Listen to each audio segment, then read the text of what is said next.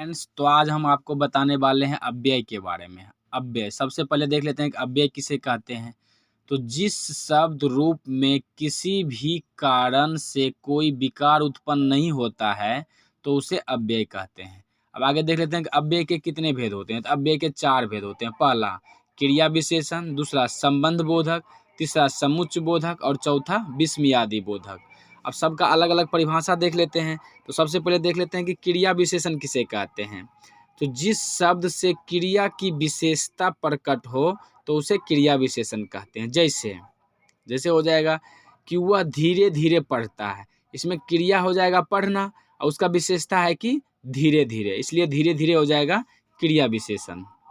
अब आगे देख लेते हैं कि क्रिया विशेषण के कितने भेद होते हैं। तो क्रिया विशेषण के 5 भेद होते हैं। पहला स्थानवाचक।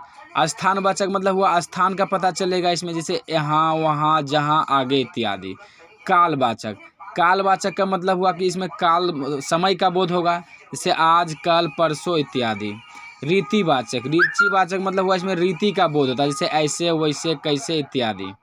परिमाणवाचक। परिमाणवाचक में इसमें परिमाण का बोध होता है, जैसे बहुत, बड़ा, भारी, खूब इत्यादि। प्रश्नवाचक। प्रश्नवाचक में प्रश्न का बोध होगा, जैसे क्यों, क्या, किस लिए इत्यादि। अब आगे देख लेते हैं संबंध बोधक किसे कहते हैं। तो वाक्य के दूसरे शब्दों के साथ संज्ञा या सर्वनाम का संबंध बतलाने वाले अव्यय शब्दों को संबंध बोधक कहते हैं। जैसे उसके बिना मेरा काम नहीं चल सकता है, तो उसका और मेरा दोनों में संबंध है और उसके बिना काम नहीं चल सकता, तो बिना हो जाएगा संबंध बोधक।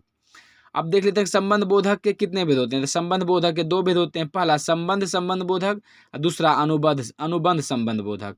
अब आगे देख लेते हैं संबंध बोधक अव्यय किसे कहते हैं। तो यह विभक्ति के बाद आता है, जो विभक्ति के बाद आता है वह संबंध बोधक कहलाते हैं, जैसे जाने के पहले, पिता की तरह इत्यादि।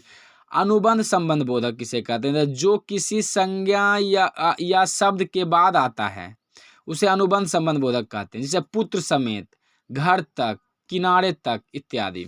अब देखते हैं समुच्चय संबंध बोधक किसे कहते हैं। समुच्चय बोधक अव्यय किसे कहते हैं।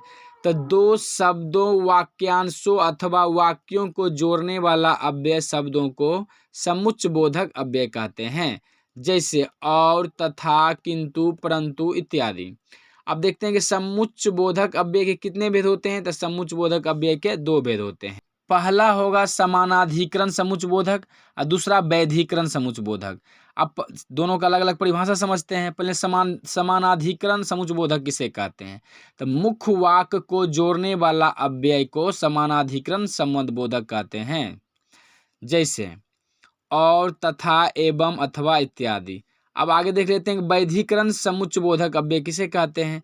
तो एक वाक्य में जब एक या एक से अधिक आश्रित वाक्य अवयवों द्वारा जोड़े जाते हैं तो उसे वैधिकरण समुच्चय बोधक अव्यय कहते हैं, जैसे क्योंकि, जो, इसलिए इत्यादि। अब इससे आगे देख लेते हैं विस्मयादि बोधक समुच्चय बोधक किसे कहते हैं। विस्मयादि बोधक अव्यय सबसे लास्ट है। विस्मयादि बोधक अव्यय किसे कहते हैं।